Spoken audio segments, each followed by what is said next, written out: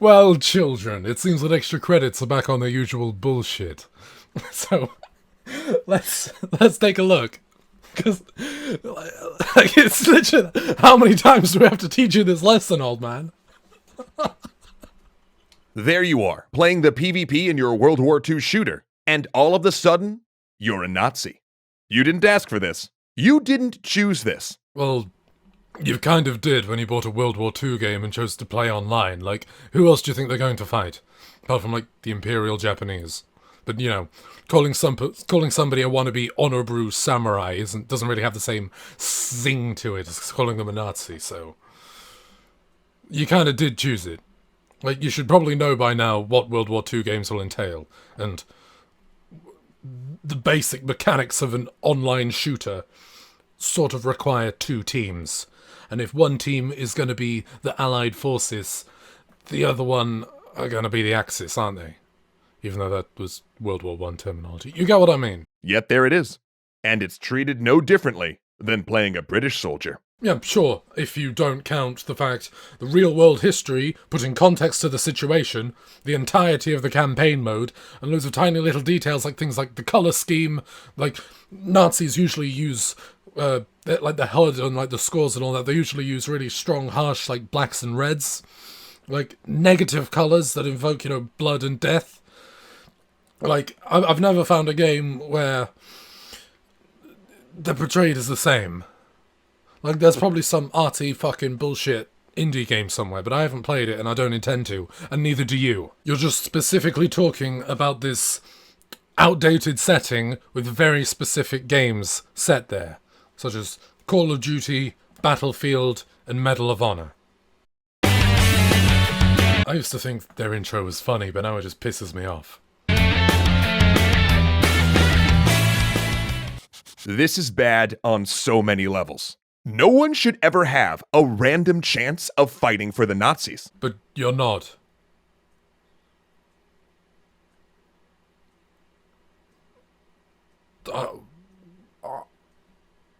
You're not actually fighting for the Nazis. You're controlling a fictional representation of one. In a fictional battle on a fictional map where the only thing you can win is points to help you unlock better things to kill other fictional representatives of real-world history in. And we should never express that there's no meaningful difference between Nazis and Allied soldiers, or that they're functionally interchangeable. But they are functionally interchangeable in the context of these World War II shooter games. And before anyone equivocates and says not all German soldiers in World War II were Nazis, if they were wearing the swastika and are functioning as an arm of the Nazi government, then unless the game goes out of its way to tell you specifically that your particular character is not a Nazi, then they're a Nazi. Yeah. That's a stupid argument, I agree. But, it doesn't change anything. Still not real. Like, they're a fictional character. Like, they normally don't have names, and they usually all have the same 2 or 3 different voice actors. Like, they're incapable of sending actual people to death camps or, you know, invading actual Poland or anything like that, yeah? You do understand that. Actually, I know you understand that, but do you understand that we also know that? Like, we're not as stupid as you think we are. And this is a running theme. Like, he insults the intelligence of everyone who isn't part of the amazing extra credits team constantly. In that multiplayer shooter, when it switched you to the German side, did it go out of its way to tell you that the person you're playing was pressed into service under threat of their life? No, because it's irrelevant. If you want to infer that meaning to your character when you play as him, then sure. But the rest of us don't care. The rest of us just want a faceless, nameless puppet with the colours of the same team that we are on, so we can control to shoot people on the other team, like regardless of what that team actually is. If you want to personally infer that meaning, then go for it. But the rest of us don't care. The rest of us aren't interested in that.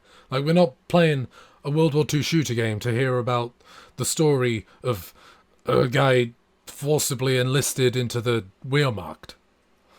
Like if we wanted that, we'd play the campaign mode. There should be stuff like that in there. That could be really interesting. Like playing as a good guy on the Nazi team. I think Battlefield did something similar. I haven't actually personally played it, so I could be well off on what that Nazi mode is actually about. But yeah, like online mode is completely story free. Like any meaning you infer from the online mode is either purely mechanical and isn't meant to have any meaning, or you just put it there yourself. There's nothing wrong with that. It's just not the developer's fault that you infer that meaning, especially when it wasn't intentional. Like, can you criticize that? Sure, but is your criticism worth anything? I'd say no. At least in the context of saying, we can do better about making Nazis bad guys. Like, Yeah, that's a big old nope. Oh, and on a similar note, let's please stop forcing people to play as terrorists as well. There you are, playing your modern shooter, and all of a sudden you're a terrorist. You didn't ask for this, you didn't choose this, and yet second verse, same as the first. There it is. No, you did choose it when you bought the game. Especially if you know about the game and what the two teams are. Pretending that you had no choice in the matter when you're consuming some entertainment that you chose to buy and then chose to play is complete bullshit. I mean, that's literally the name of your side in the game. We can do better than this. He actually said it.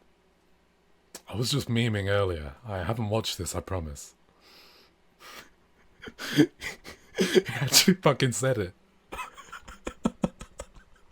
Even if you put aside all of the people who have had traumatic experiences with these groups, who have lost loved ones to terrorists, or who have had generations of their families wiped out by Nazis, no one should have to put on the costume of an ideology they find abhorrent without actually opting into it in your game.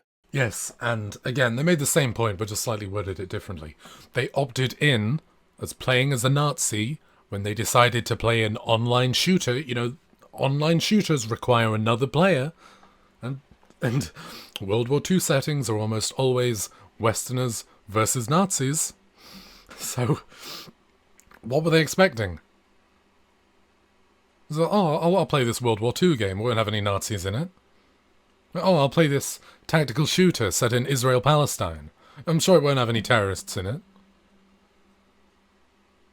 Insulting people's intelligence, again. And by making people do so, we get them to stop thinking about it, to stop thinking of the meaning behind these things. We normalize them. Could just tear this broad statement apart Ben Shapiro style like an epic memer. But I'm just gonna hear him out because I want to hear this entire argument first. Because this might be the first reasonable thing Extra Credits has said on this topic ever. We make them just window dressing for entertainment. Those uniforms, those symbols, become things that no longer inherently revolt us. They reduce our visceral reaction to seeing the embodiment of these ideologies. Now, does this make us totally ignore the history that comes with them? No. But for some people, it moves them from the territory of revolting to just edgy. Okay, it's starting to resemble the slippery slope argument. It's just, oh no, we can't have Nazis in our video games because that'll normalize them, that'll make them real. But I'm still gonna hear him out. He might get to a good point. It makes scrawling a swastika on something change from unthinkable to just dangerous. I don't have an issue with that. If the swastika loses its meaning, then all the fear and scariness behind it also goes. You know, because neo-Nazis nowadays, you know, like all 20 of them, like, they sort of rely on what the actual Nazis did and that sort of fear. Because they can't tie their shoelaces, let alone send people to death camps. So, if we declaw them with possibly the most powerful weapon, like, I don't see how that's a bad thing. I don't care. Draw swastikas on whatever you want. It's none of my business. You'll get in trouble for it. But that's not my business either. That's what I think. That's how I believe. I don't care. You're not a real Nazi, and you never will be a real Nazi, any of you. No matter how many video games you play. I mean, just look at these fine Aryan specimens. Like, how could anyone be afraid of this? They look like the fucking Goonies. Like, that fat guy in the middle actually resembles a poster that the Nazis made about how to spot the Untermensch. Taking these fucking goons' most powerful weapon away from them should be a goal. We should trivialize Nazis. It means you might not take iron crosses all over a website as a warning sign that you should immediately leave. And if you don't leave, you might start reading and buying into hateful ideas there. One more time. And if you don't leave, you might start reading and buying into hateful ideas there. No, he didn't.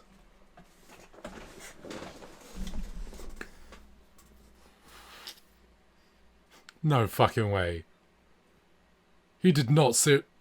No, that can't be his argument, surely.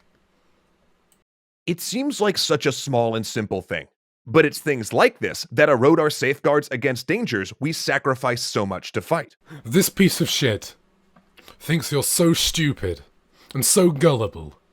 Well, if you're watching an extra credits video, you probably are, but he thinks you're so stupid and so gullible that if you're exposed to Nazi imagery in your entertainment, you're going to become one.